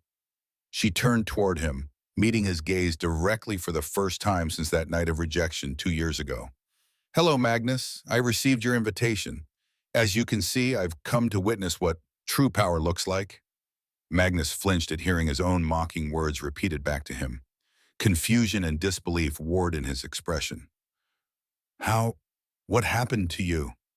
I discovered the truth of my heritage. The truth your alpha has known all along. Elena's eyes locked on Grimir. The truth the Eclipse Brotherhood has killed to keep hidden for 2 centuries. Grimir's face hardened, his diplomatic mask slipping for an instant to reveal the fanatic beneath. You make dangerous accusations, girl. Not accusations, facts. Elena straightened in her saddle, allowing her Luna essence to manifest the silver markings appearing on her skin, her eyes glowing with ancient power. I am Elena, last true heir of the Luna bloodline, rightful ruler of the 7 territories. I have come to reclaim my birthright. Gasps and murmurs erupted from the Silver Fang delegation. Several wolves instinctively backed away. Others reached for weapons. Magnus stared as if seeing a ghost. You see now why we could not arrive quietly, Rowan said, addressing Grimmer, but pitching his voice to carry to all present. The return of the Luna heir is not a matter for secrecy, but for celebration. The prophecy foretold on the 7th blood moon, the true ruler returns. That moon rises tomorrow night. Grimir's jaw clenched, his eyes darting to the warriors surrounding Rowan and Elena, calculating odds, considering options. Finally, his shoulders relaxed into a facade of acceptance. Such momentous claims deserve proper consideration. Of course, you are welcome to attend our ceremony tomorrow evening. His smile never reached his eyes. Our humble pack is honored by your presence, Alpha King, and by that of your companion. We accept your hospitality, Alpha Grimmer, Elena replied before Rowan could speak, and look forward to tomorrow's revelations. All of them. With formal courtesies observed, the 2 groups proceeded together toward the Silver Fang settlement. Elena felt the weight of stares upon her, Magnus's confused and wary. Grimir's calculating and cold, the pack members curious and fearful. She maintained her regal posture, the months of training with Rowan having instilled in her the bearing of royalty that was her birthright. The settlement had changed little in her absence. The Great Hall still dominated the central square, its massive wooden doors carved with the history of the Silver Fang Pack. Smaller buildings clustered around it, homes, crafts halls, training grounds. Yet seeing it now through new eyes, Elena recognized what she had missed before subtle signs of Luna influence in the architecture, in the layout of the settlement, in the very symbols carved into the ancient doors. This place had been built on Luna foundations, its true history systematically erased by those who had overthrown her ancestors. Their procession halted before the Great Hall. Grimir dismounted, gesturing for servants to attend to the horses. We have prepared accommodations for you and your escort, Alpha King, he said, though I fear we did not anticipate quite so many. My warriors will camp outside the settlement, Rowan replied smoothly. Only my personal guard and the Lady Elena need quarters within your walls. As you wish. Grimir's gaze lingered on Elena. The ceremony begins at moonrise tomorrow. Until then, consider our home yours. As the Silver Fang delegation dispersed, Elena caught sight of a familiar figure watching from the shadows of a nearby building. Old Ingrid, her weathered face lined with concern. Elena gave an imperceptible nod, a promise of conversation to come. They were shown to guest quarters adjacent to the Great Hall, large chambers that had once, Elena now realized, been meant for visiting Luna royalty. The irony was not lost on her. Once alone with Rowan and his most trusted guards, Elena allowed herself a moment of vulnerability, sinking onto a chair, her hands trembling slightly. You did well, Rowan said quietly. Grimir knows what you are now. He will be planning his next move. The Grand Eclipse, Elena murmured. The assassin's words make sense now. Grimir sits at your right hand in council meetings as leader of one of the 7 territories. And tomorrow night he will make his move against both of us. Rowan's expression was grim. The Brotherhood will have planned for this, prepared contingencies. We must be ready. A knock at the door interrupted them. When the guard opened it, old Ingrid stood waiting, her ancient eyes bright with unshed tears. My queen, she whispered, dropping painfully to one knee before Elena. You have returned, as the prophecy foretold. Elena moved quickly to raise her up. Please, Ingrid, No need for such formality between us. But there is every need, the old healer insisted. I have waited my entire life to see this day, as did my mother before me and her mother before her. The secret keepers, we called ourselves. Those who remembered the truth of Luna rule and kept the knowledge alive through generations of brotherhood dominance. Then you knew who I was from the beginning, Elena said, understanding dawning. Even when I was a child. I knew what you might become if the bloodline ran true. Ingrid's gnarled hands clasped Elena's. Your mother made me swear to watch over you, to guide you when the time came. When I saw your power beginning to manifest after the rejection, I knew that time had arrived. And now you must tell me everything, Elena said firmly. What Grimir plans, how the Brotherhood operates within Silver Fang, where their loyalties lie. Not all follow Grimir blindly, Ingrid revealed, lowering her voice further. Many grow weary of his harsh rule, his obsession with dominance and strength above all else. And Magnus, she hesitated. What about Magnus? Elena asked, surprised by the intensity of her own curiosity. He has changed, my queen. After you left, he was injured gravely in a border skirmish. No healer could save him.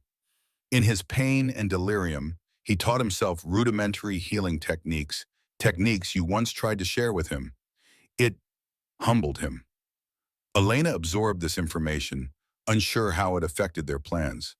And his loyalty to Grimir? Strained. Magnus established a healing center on the outskirts of the settlement, taking in wolves regardless of rank. Grimir considers it a waste of resources, a distraction from Magnus's duties as Beta. Ingrid's eyes gleamed with unexpected amusement. They argue frequently, publicly. Interesting, Rowan murmured. A fracture we might exploit. There is more, Ingrid said urgently. The Luna Vault. You must find it before the ceremony tomorrow. Grimir knows of its existence but not its location. If he realizes you've returned to claim your birthright, he will redouble his efforts to find it first. I've seen it in my visions, Elena assured her. Tonight, when the settlement sleeps, I will go to it. Ingrid nodded, satisfied. Then I will say no more now. Eyes and ears loyal to Grimir are everywhere. She straightened, resuming the posture of a simple healer paying respects to distinguished visitors. I am at your service. Should you require healing during your stay, honored guests. With that, she departed, leaving Elena and Rowan to finalize their plans for the night ahead. Darkness fell over Silver Fang, the settlement quieting as wolves retired to their homes. Guards patrolled the perimeter, their attention focused outward, watching for threats from the forest. None thought to look for movement within the settlement itself. Elena slipped from her quarters dressed in dark clothing, a cloak hiding her distinctive silver hair. Rowan followed silently, along with two of his most trusted guards. They moved like shadows through familiar paths, Elena leading them unerringly toward the oldest part of the settlement. Her visions had shown her the way, with perfect clarity, a circle of ancient stones at the edge of the settlement, overlooking a small ravine. Stones arranged in a pattern most would dismiss as random, but which Elena now recognized formed a perfect crescent moon when viewed at from the correct angle. Here, she whispered, approaching the largest stone. In the moonlight, she could just make out faint carvings weathered by centuries, a series of runes matching those on her pendants. Removing the iron key from around her neck, Elena placed her palm against the stone, feeling for the connection to her ancestry. The stone warmed beneath her touch, the runes beginning to glow with faint blue light.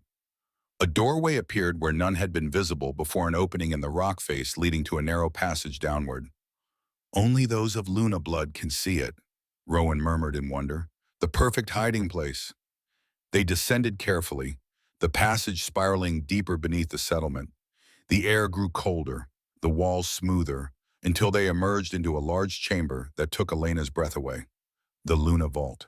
Crystal formations in the ceiling cast blue-tinged light throughout the space, illuminating shelves of ancient books, chests of artifacts, and weapons of remarkable craftsmanship. But it was the central dais that drew Elena forward, where three items rested on a pedestal of pure white stone, a crown of intricate silver set with moonstones that glowed within her light, a cloak of midnight blue embroidered with silver thread and patterns that seemed to shift and move in the strange light, and a scepter of pale wood, topped with a crystal that contained what appeared to be a captured moonbeam. The regalia of Luna royalty, preserved perfectly for 2 centuries, waiting for the rightful heir's return. With trembling hands, Elena reached for the crown, feeling its weight, its significance, its connection to her bloodline. The moment her fingers touched the silver, visions flooded her mind, generations of Luna rulers wearing this same crown, guiding the territories through peace and prosperity.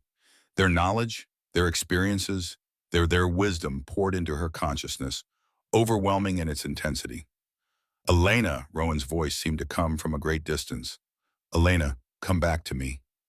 She blinked, the visions receding but not vanishing, becoming integrated into her own memories, her own understanding. She was still Elena, but now she carried within her the collective wisdom of her ancestors. I'm here, she said, her voice stronger, more resonant, and I am ready. They gathered what they could carry: the regalia, several ancient texts, a selection of artifacts whose purpose Elena now instinctively understood. As they prepared to depart, Elena noticed a small chest set apart from the others, marked with the symbols of both the Luna bloodline and the Alpha King's house. Inside lay a simple silver circlet, smaller than the royal crown but worked in a complementary style. The consort's crown, she said quietly, lifting it from its resting place, worn by the chosen mate of the Luna sovereign. Her eyes met Rowan's in the blue light, the unspoken question hanging between them. Without a word, he knelt before her, head bowed. If you would have me, he said simply. Elena placed the circlet upon his dark hair, the silver gleaming against the black. Rise, Rowan, consort to the Luna Queen, guardian of the 7 territories. When he stood, something had changed between them, a commitment made, a future chosen. Together they would face whatever came on the morrow. They returned to their quarters without detection, hiding the retrieved artifacts beneath the floorboards, a temporary measure until the confrontation to come. As dawn approached, Elena found herself unable to sleep, standing instead at the window, watching the settlement awaken. Somewhere out there, Grimir was making his final preparations, gathering his Brotherhood loyalists, planning to eliminate both the Luna heir and the Alpha King in one brutal strike. But now, with the regalia recovered and the wisdom of her ancestors flowing through her veins, Elena felt no fear, only resolve. A soft knock came at her chamber door. When she opened it, she found not Rowan but Magnus, his expression a complex mixture of confusion, shosom, and revel. May I speak with you? He asked, his voice rough with emotion. Elena hesitated, then nodded, allowing him to enter while keeping the door open. She would not be alone with him, not completely. For a long moment, Magnus simply stared at her, taking in the changes 2 years had wrought. When I first saw you yesterday, I couldn't believe it was you, he finally said. You've become what I was always meant to be, Elena finished for him. Though you couldn't see it then. No, I couldn't. His admission came with surprising candor. I was blinded by ambition, by what I thought power looked like. And now, Magnus looked down at his hands, strong hands that had once only known how to fight, to dominate.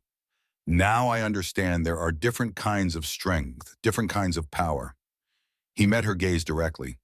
The healing center I built, it's based on what I remembered of your techniques, what little you tried to teach me before you rejected me. Oh, Elena said, the words no longer carrying the sting they once had.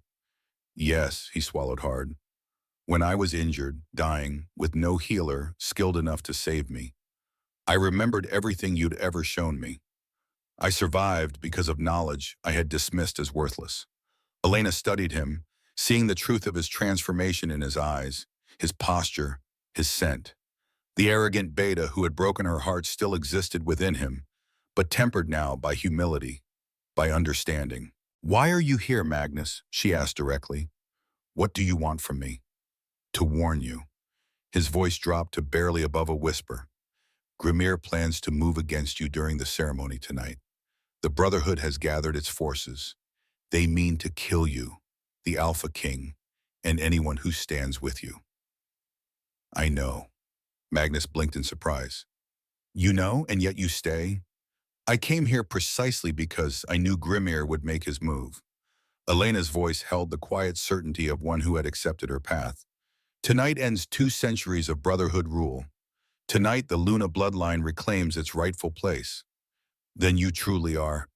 Magnus couldn't finish the sentence, the reality still too overwhelming. I am the last heir of Luna, the fulfillment of the prophecy. Elena's expression softened slightly. Your rejection set me on this path, Magnus. It broke the binding spell that had suppressed my true nature since birth. In an odd way, I should thank you for it. Magnus flinched as if struck. I don't deserve your gratitude. Perhaps not, but you have it nonetheless. Elena moved toward the door, indicating their conversation was at an end. Now you have a choice to make. When Grimir moves against us tonight, where will you stand? With the brotherhood that has ruled through fear and deception? Or with the true sovereign of the 7 territories? Magnus stood, moving toward the door but pausing on the threshold.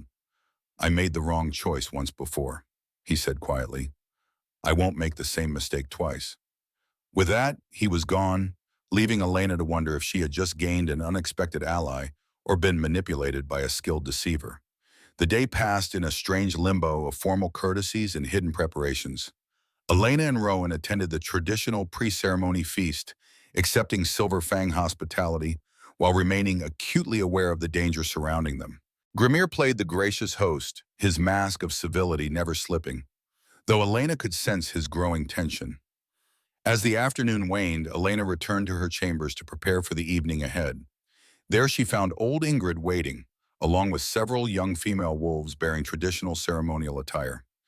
For your return, Ingrid said, her eyes bright with anticipation. A queen should look the part. The gown they had brought was a masterpiece of ancient design, midnight blue like the ceremonial cloak from the vault, embroidered with silver threads that formed Luna symbols across the bodice and sleeves. With it came jewelry of delicate silver, handcrafted centuries ago and preserved in secret by those loyal to the old ways. As they helped her dress, Elena felt a profound connection to the generations of women who had worn similar attire to Luna ceremonies throughout history. Her silver hair was arranged in an intricate style, incorporating small braids adorned with moonstone beads. When she finally stood before the mirror, Elena barely recognized herself. Gone was any trace of the uncertain Omega who had fled Silver Fang 2 years ago. In her place stood a queen in all but crown, a crown that remained hidden for now, to be revealed at the perfect moment. It is time, my queen, Ingrid said softly. The moon rises.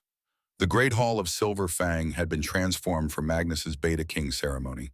Banners bearing the pack's symbol hung from rafters. Torches and candles created a warm, golden glow throughout the vast space. Hundreds of wolves from all 7 territories filled the room, representatives from every major pack, alphas, betas, and dignitaries of every rank. At the far end, a ceremonial platform had been constructed, where Magnus would receive the formal blessing of Alpha Grimir and the assembled leadership. The symbolism was clear. This was not merely a Beta King ceremony, but a public confirmation of Magnus as Grimir's chosen successor. Elena waited with Rowan in an antechamber, listening to the growing murmur of voices as the hall filled. Their most trusted guards stood ready, hands never far from their weapons. Outside, Rowan's warriors maintained their positions, prepared to move at his signal. Remember, Rowan said quietly, once we enter, Grimir will likely wait until the ceremony is underway before making his move. The Brotherhood will want witnesses to see the false Luna heir struck down, to ensure no future claims arise. And we will let him believe his plan is working, Elena replied, until the moment I claim the regalia. Rowan nodded, his eyes traveling over her transformed appearance. You look every inch a queen, he said softly. Your ancestors would be proud. A guard appeared at the doorway. It's time, my king, my queen, the ceremony is beginning. And they moved into position near the main doors of the great hall, waiting for the perfect moment. Inside, Alpha Grimmer had taken the ceremonial platform, his powerful voice carrying clearly as he welcomed the assembled dignitaries and explained the significance of the evening's events. For generations, Silver Fang has stood as a bastion of true wolf values, he proclaimed. Strength, dominance, the natural order of rank and power. Tonight we formalize the ascension of one who embodies these values perfectly. One who will one day lead not just Silver Fang, but perhaps all 7 territories. Murmurs ran through the crowd, a bold statement that effectively positioned Magnus as a future candidate for Alpha King. I present to you Magnus Eriksson, Beta King of Silver Fang, The doors swung open as Magnus entered from the opposite side of the hall, resplendent in ceremonial furs, his golden hair gleaming in the torchlight. He moved with the confident stride of a dominant wolf, yet Elena noted subtle differences in his bearing, less arrogance, more awareness. As he reached the midpoint of the hall, Grimir raised his hands for silence. Before we proceed with the ancient rites, I invite our distinguished guests to join us. His eyes fixed on the main doors. Alpha King Rowan, honored by all 7 territories, and his companion. The great doors swung open. Elena stepped into the great hall with Rowan at her side, and the entire assembly fell silent. She moved with the quiet confidence of royalty, her midnight blue gown flowing around her like water-catching moonlight, the ancient Luna symbols visible to any with the knowledge to recognize them. The wolves parted before them, creating a path straight down the center of the hall. Elena felt hundreds of eyes upon her, curious, confused, some hostile, others filled with dawning recognition and hope. At the far end, Magnus stood frozen on the ceremonial platform, the words of his acceptance speech dying on his lips. His face drained of color as he stared at the woman he had once cruelly rejected, now transformed beyond recognition, yet undeniably herself. Elena met his gaze across the crowded hall, and for an instant, the world around them seemed to fall away. In his eyes, she saw not the disgust of their last encounter, but something new: wonder, regret, and perhaps a glimmer of understanding. They reached the foot of the ceremonial platform. Alpha Grimir's mask of welcome had hardened, his eyes calculating as he observed the effect Elena's entrance had created. "Welcome, Alpha King," he said formally, "and Lady Elena, you honor us with your presence on this significant occasion." "The honor is ours, Alpha Grimir," Rowan replied with equal formality. "Though perhaps this evening will hold significance beyond what you had planned." Grimir's jaw tightened almost imperceptibly. "Indeed, and what might that be?" Elena stepped forward, her voice carrying clearly through the hushed hall. "The fulfillment of prophecy, Grimir. On the 7th blood moon, the true heir returns." She raised her hands, and the torches throughout the hall dimmed, then flared with blue-tinged fire, a manifestation of Luna power that drew gasps from the assembled wolves. The moonstone in her pendant began to glow, casting ethereal light across her features. "For 2 centuries, the 7 territories have lived under a lie," she continued. "A lie perpetuated by those who destroyed the Luna dynasty, who rewrote history to justify their seizure of power. The Eclipse Brotherhood." Shock rippled through the crowd. Many had heard whispers of the Brotherhood, but few knew of their true purpose or continued existence. Tonight, that lie ends. Elena's eyes locked with Grimir's. "I am Elena, last true heir of the Luna bloodline, rightful ruler of the 7 territories, and I have come to reclaim my birthright." For one perfect moment, silence reigned absolute. Then Grimir threw back his head and laughed, the sound echoing harshly through the hall. "Ridiculous claims from a rejected Omega," he sneered. "Is this what you've come to, Alpha King? Supporting a delusional female with delusions of grandeur?" "She speaks the truth," Rowan replied calmly. "As Grand Eclipse of the Brotherhood, you know this better than most." The accusation hung in the air, damning in its directness. Grimir's eyes narrowed to dangerous slits. "You overstep, Alpha King. Such accusations against the Alpha of Silver Fang, in his own territory, are supported by evidence," Elena interrupted. She reached into a hidden pocket of her gown, withdrawing a document recovered from the Luna Vault. "The original manifesto of the Eclipse Brotherhood, bearing the signature of your ancestor, who led the coup against the Luna monarchy, the bloodline obligation that binds your family to the suppression of Luna power." Murmurs of shock and confusion spread through the hall. Some of the visiting alphas moved away from Grimir, distancing themselves from the accusations. "Enough of this farce," Grimir snarled, his diplomatic mask discarded entirely. He raised his hand in a signal, and throughout the hall, wolves moved into position, Brotherhood members revealed as they drew weapons and surrounded the exits. "Did you think I wouldn't be prepared for this?" Grimir asked, his voice cold with triumph.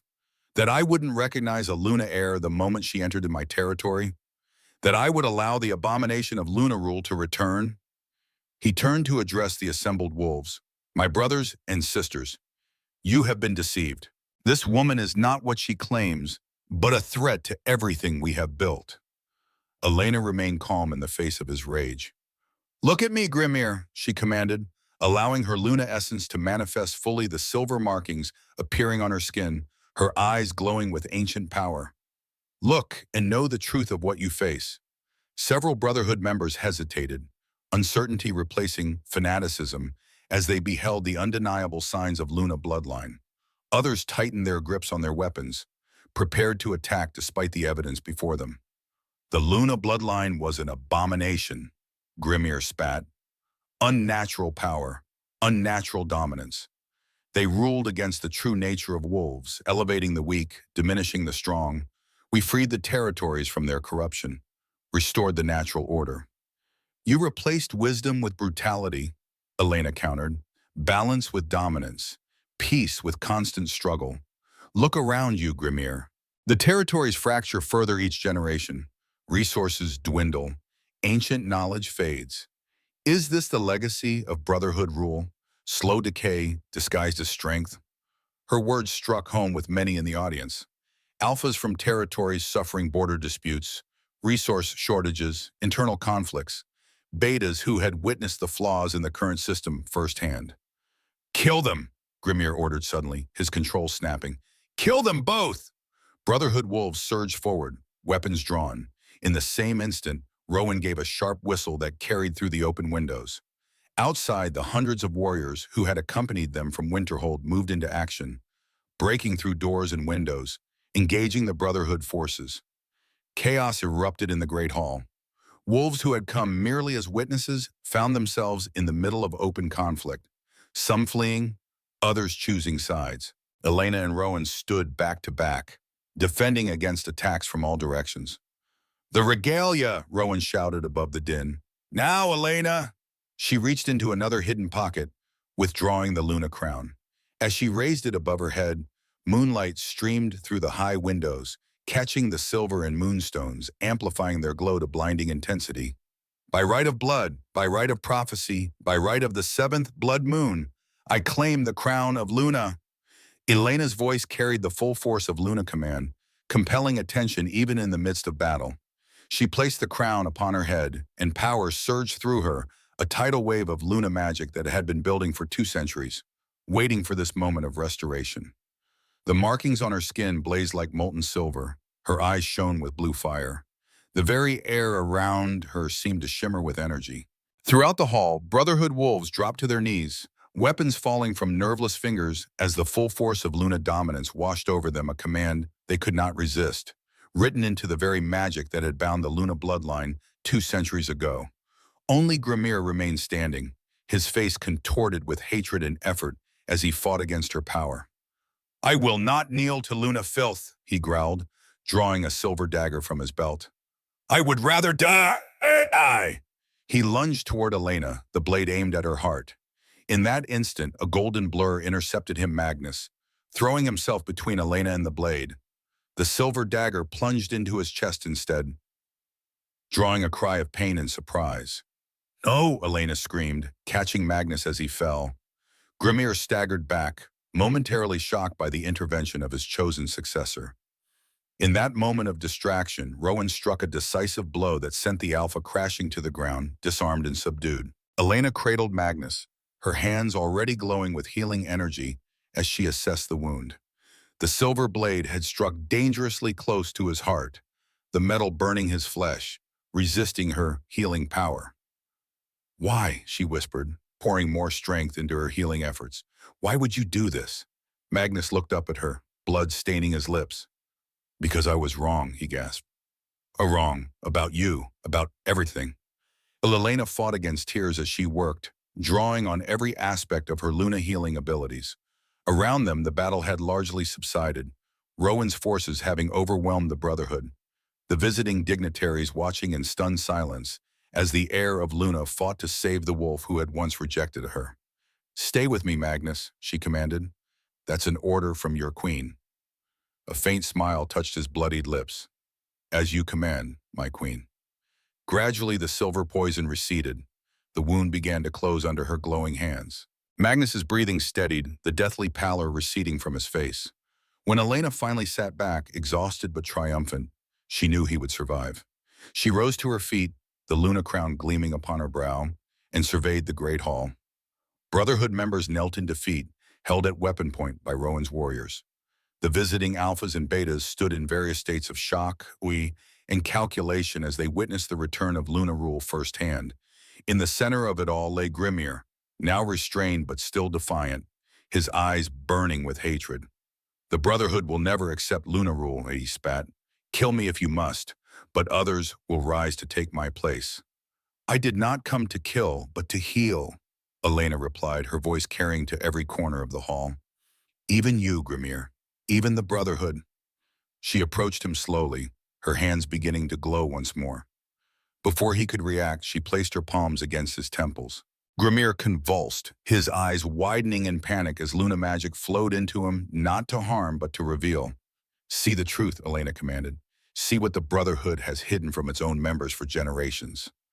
Visions flowed from her into Grimir memories, preserved in the Luna crown, showing the true history of the territories. The prosperity under Luna rule, the harmony between packs, the advancement of healing, knowledge, and then the conspiracy born of jealousy and fear, the lies crafted to justify rebellion, the systematic erasure of Luna achievements. When she released him, Grimir sagged in his restraints, the fanaticism gone from his eyes, replaced by confusion and the first glimmers of doubt. That cannot be true, he whispered. We were taught. You were taught lies, Elena said gently, as were your fathers before you, and theirs before them. The Brotherhood began with noble intentions, concern about power concentrated in a single bloodline. But it became corrupted, its methods more tyrannical than what it sought to replace. She turned to address the entire assembly, raising her voice. I do not come to overthrow the Alpha Council, or to rule through force. Luna sovereignty has always been one of balance, of harmony between the territories. Each Alpha will retain leadership of their pack, each territory its unique identity and strengths. Cautious relief showed on many faces as Elena continued. But the fragmentation ends now. The ceaseless competition for resources, the border disputes, the hoarding of knowledge. Under Luna guidance, the 7 territories will unite once more, sharing what each has to offer, supporting where each has need. She extended her hand to Rowan, who moved to stand beside her, their fingers intertwining. Alpha King Rowan has pledged himself as Luna consort, creating a union between the old ways and the new. Together, we will guide the territories into a new era, one that honors strength but values wisdom, that respects tradition but embraces progress. One by one, the assembled alphas approached, some eagerly, others with careful neutrality, to pledge loyalty to the restored Luna sovereign. Even those who harbored private doubts recognized the undeniable power Elena wielded, and the wisdom of aligning with the new order rather than opposing it. As the formal acknowledgments continued, Elena moved to where Magnus lay recovering, attended by healers, including old Ingrid. You saved my life, she said quietly, kneeling beside him, despite everything that passed between us. Magnus met her gaze steadily. I owed you at least that much. You owe me nothing, Magnus. The past is done. She took his hand, an echo of intimacy now transformed into something different. But the future remains to be written. Silver Fang needs a true leader, one who understands both strength and compassion. Understanding dawned in his eyes. You would make me Alpha? After what I did to you? I would make you what you have become, not what you were. Elena's smile held no bitterness, only recognition of his transformation. A leader who has learned humility through suffering. A warrior who discovered the value of healing. The perfect Alpha for a new Silver Fang. Magnus's eyes filled with tears he made no attempt to hide. I will serve you faithfully, my queen, until my last breath. I know, she said simply, rising to rejoin Rowan. The night deepened as the great hall was transformed from battleground back to ceremonial space. Injured wolves from both sides received healing. Brotherhood members were separated and questioned, many revealing they had been born into the organization, knowing only the doctrine they had been taught from childhood. By midnight, a semblance of order had been restored. Elena stood upon the ceremonial platform with Rowan at her side, the Luna crown gleaming in the light of the blood moon that now shone through the high windows, red-tinged and portentous, exactly as the prophecy had foretold. "The seventh blood moon rises," she said, her voice carrying to all present. "The time of restoration has come." From outside came the sound of howling, hundreds of voices raised in the ancient wolf song of allegiance. The warriors who had accompanied them from Winterhold, the Silver Fang Pack members who had witnessed the night's events, even wolves from neighboring settlements who had sensed the momentous change occurring in their world.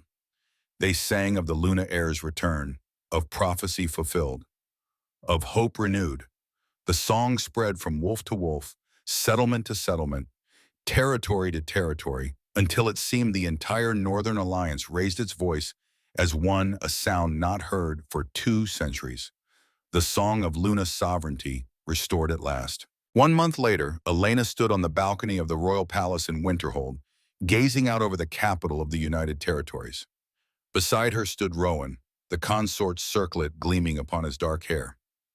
"Reports from all 7 territories confirm it," he said, satisfaction evident in his voice. "The transition proceeds more smoothly than we dared hope. Even former Brotherhood strongholds have accepted the new order." "Not acceptance yet," Elena corrected gently, "but willingness to see, to learn, to consider. It will take time to undo centuries of mistrust and misinformation. Time we now have." Rowan's hand found hers, their fingers intertwining naturally, comfortably. "The Council of Alphas meets tomorrow to ratify the new territorial agreements. Magnus sends word that Silver Fang's healing center has tripled in size, with students coming from all territories to learn." "And Grimir?" Elena asked. "Still in seclusion with the Truth Seekers. The deprogramming continues slowly, but Alaric believes the core of fanaticism is finally breaking down." Rowan studied her face in the moonlight. "You were right to show him mercy. It sends a powerful message about Luna rule." Elena nodded, her gaze turning toward the full moon above. No longer blood-red with prophecy, but silver-white with fulfillment. The connection she felt to it had deepened since claiming the crown. The communion with her ancestors now a constant presence in her mind, a source of guidance, of wisdom, of perspective that stretched beyond a single lifetime. "I had another vision last night," she said quietly, "more clear than any before."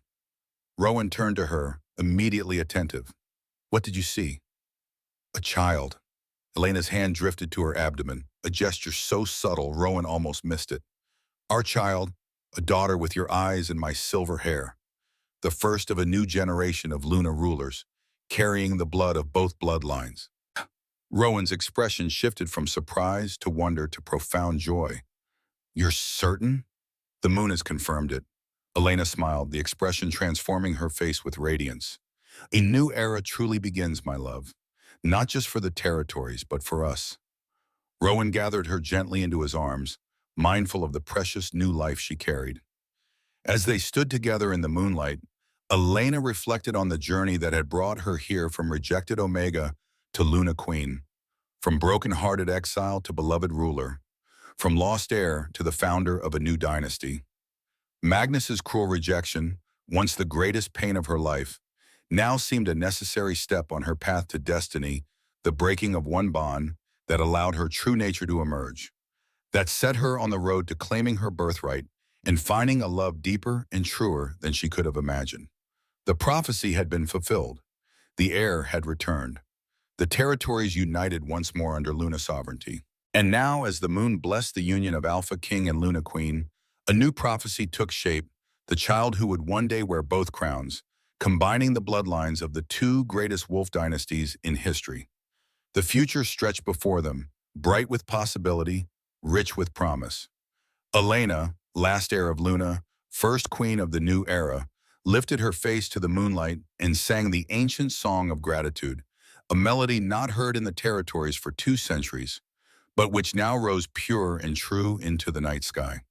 The song of a queen, the song of a mother, the song of a dynasty reborn.